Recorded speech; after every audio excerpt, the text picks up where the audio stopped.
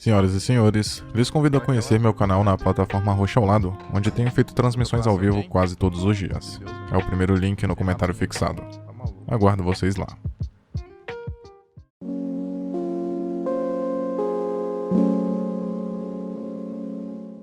É comum, durante o Natal, principalmente em produtos midiáticos, vermos reuniões confraternais onde todos estão felizes e alheios aos problemas do passado e até recorrentes, porque este é um momento de comunhão, celebração e reunião. Normalmente esse clima estimula pelo menos uma pessoa a compartilhar algumas histórias peculiares, engraçadas e até motivacionais. E no episódio intitulado Natal, de Black Mirror, não é diferente. Matthew é esse indivíduo cuja vida é tão fascinante que relatos não faltam, mas logo percebemos que o teor delas não causa muito conforto. Ele está isolado em uma cabana no meio da neve junto com outro indivíduo, chamado Joey, teoricamente a trabalho. E algo que notamos quase que imediatamente é que Matthew é muito mais comunicativo do que Joey, que é deveras fechado. Isso é um indício sutil do papel que cada personagem tem durante o episódio. A primeira história que Matthew conta refere-se ao seu antigo trabalho.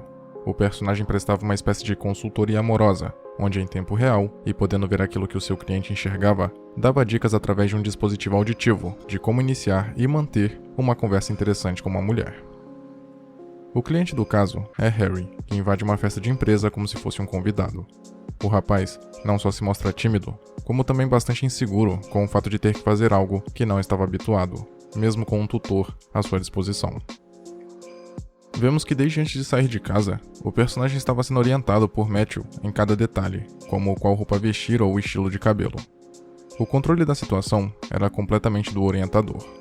É claro que o cliente podia simplesmente não obedecer uma ordem, mas a falta de confiança em si mesmo fazia Harry acreditar demais em Matthew.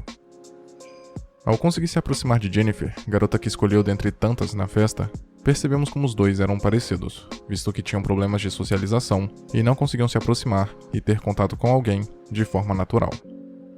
Quando a conversa começa a fluir, Harry se questiona se aquilo era certo, afinal o serviço que havia contratado para lhe ajudar em suas investidas amorosas potencialmente reduzia a relação humana a apenas interesses carnais, e isso não o deixava confortável. Essa incerteza se intensifica quando percebe que sua interação com a moça estava se tornando real e não apenas fruto de estratégias e truques para se conquistar alguém. Ter genuinamente se identificado com Jennifer, sem precisar fingir ser outra pessoa completamente diferente para conquistá-la, foi determinante para o cliente não querer mais seguir adiante com aquela situação. Em dado momento, Jennifer percebe Harry falando com Matthew, só que, para ela, parece que ele estava falando sozinho ou com as vozes dentro de sua cabeça. Antes, a identificação que era somente nutrida devido aos problemas e pensamentos comuns relacionados à vida social, se intensifica por causa de mais uma suposta semelhança entre ambos, fazendo surgir em Jennifer a certeza de que os dois tinham um destino a cumprir juntos. Por causa disso, ela decide levar o rapaz para sua casa, mas não para fazer o que todos estavam esperando. A moça também tinha vozes em sua cabeça, mas aparentemente diferente em natureza das que Harry ouvia. A origem das suas é desconhecida, e possivelmente ela já não conseguia mais distinguir pensamentos próprios ou conscientes dos tidos como invasores. Porém, embora a conclusão mais óbvia seja que ela fosse esquizofrênica ou tivesse alguma desordem que a impedia de interpretar a realidade com a clareza habitual e exigida pela sociedade, devido aos conceitos e dispositivos modernos apresentados no episódio, é possível que Jennifer tenha adquirido sua condição por causa de uma tecnologia similar ou até a mesma usada por Harry, que tenha deixado sequelas, seja pelo uso inadvertido, prolongado ou por algum mau funcionamento. Fato é que para ela não existiam pessoas reais, provavelmente o resultado de se ter a companhia de apenas vozes em sua cabeça. Jennifer acaba por matar Harry, dando-lhe uma bebida envenenada, a qual ela também ingere e consequentemente morre. Talvez o personagem pudesse tê-la ajudado através de uma relação sincera e saudável, se não tivesse involuntariamente fomentado um ímpeto suicida e encorajado um homicídio, ao ter desencadeado sentimentos negativos que precisavam apenas de um leve impulso para se concretizarem. Foi através de Harry e das suas palavras inocentes de motivação para mudar de um estado para o outro que Jennifer tomou coragem para fazer aquilo, algo que ela já estava planejando há muito tempo. Provavelmente, o maior problema tenha sido de comunicação, uma vez que ela pensa que as mesmas vozes que falavam em sua cabeça também falavam na dele.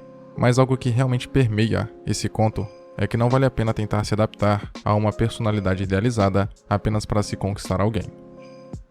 Outro ponto interessante é que os demais clientes de Matthew também podiam assistir às investidas de Harry e comentarem em tempo real sobre o que estava acontecendo.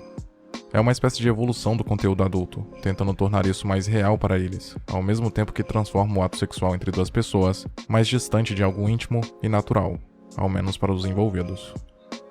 Todo esse cenário reforça a banalização das relações humanas, não só referentes a casos amorosos, mas de qualquer cunho. Quando cada ação, palavra ou gesto é calculado e manipulado com um objetivo pré-definido, o fator humano, isto é, a falta de pretensão e imprevisibilidade possibilitada pelo acaso e pelo fato de cada indivíduo reagir de maneira distinta, se perde, e com isso, todo o valor de se interagir com alguém porque se torna automático e artificial.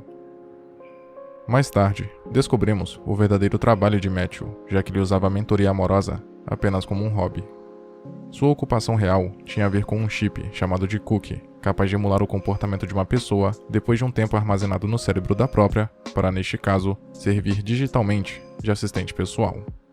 O curioso é que a cópia tinha certeza de que era real, mas, estranhamente, a duplicata de Greta não queria realizar as tarefas básicas de sua eu verdadeira, como se fosse chato ou entediante fazer as coisas que, em tese, costumava fazer.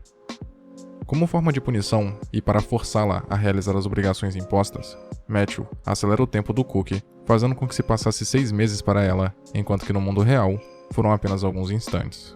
A tortura não é apenas pelo tempo trancado em um local fechado, mas por não ter absolutamente nada para se fazer.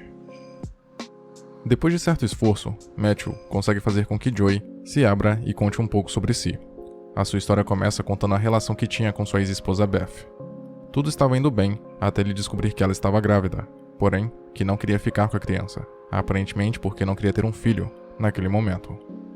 Após brigarem, Beth usa o recurso de bloquear em Joey, o que basicamente impedia que ele ouvisse ou fosse ouvido por ela, além de sua imagem ficar borrada, sem que corpo e rosto fossem visíveis. É uma maneira de extrapolar a vida virtual para a vida real, mostrando como a tecnologia tem a capacidade de nos unir, mas também de nos isolar. Como vemos no decorrer do episódio, o isolamento é punitivo, mas muitas pessoas escolhem se isolar voluntariamente. Isso as impede de prestar atenção no caos do mundo ao seu redor. É comum utilizarmos esse tipo de recurso, bloquear ou silenciar, nas redes sociais, em pessoas inconvenientes ou que simplesmente não queremos saber da opinião porque é fácil correr de problemas e de opiniões contrárias. Mas no mundo físico, além de infrutífero, não parece muito saudável. Em outro momento, Joey encontra Beth na rua e, mesmo ainda bloqueado, consegue perceber que ela estava grávida, ou seja, que havia mudado de ideia e decidido manter o bebê. Isso acaba gerando mais revolta no personagem, que acaba sendo denunciado e impossibilitado pela justiça de chegar perto de sua ex-esposa. Quando a criança nasce, ela também fica com a aparência bloqueada para Joey, mas isso não o impede de todo ano, no dia do Natal, visitar a casa do pai de Beth, a fim de olhar a filha e a sua ex-esposa, mesmo que naquele momento sejam apenas um borrão de imagem.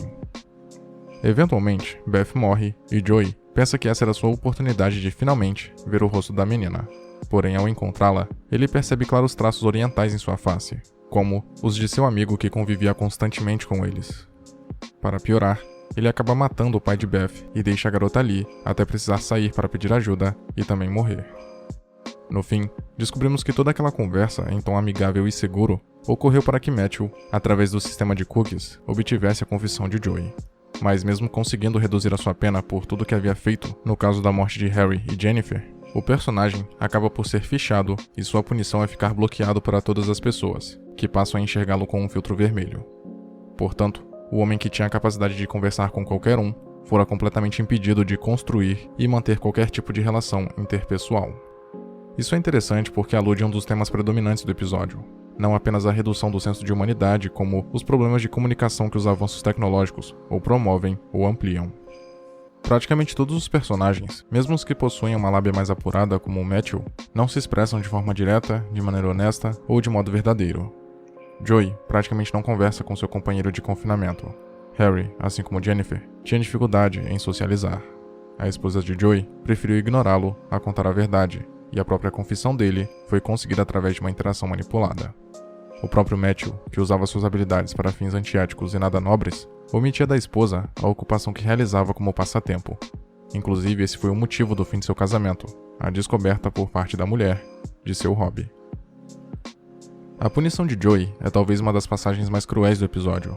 O personagem é obrigado a ficar preso durante 1000 anos no cenário do crime, onde matou seu ex-sogro e deixou aquela que pensara ser sua filha morrer.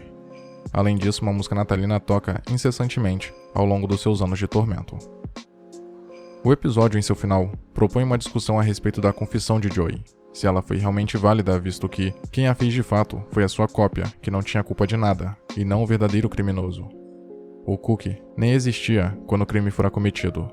Na verdade, a cópia ajudou a polícia a condenar o verdadeiro culpado. Punir a duplicata seria similar a castigar uma testemunha que ajuda a prender o incriminado. Levando em conta essa perspectiva, o Cookie certamente não merecia nenhum tipo de punição, e este fato ganha um teor mais pesado e doentio quando temos a noção de que esses clones mentais realmente pensavam serem os originais, e demonstravam um nível de consciência e discernimento que os aproximavam bastante de seres humanos com direitos.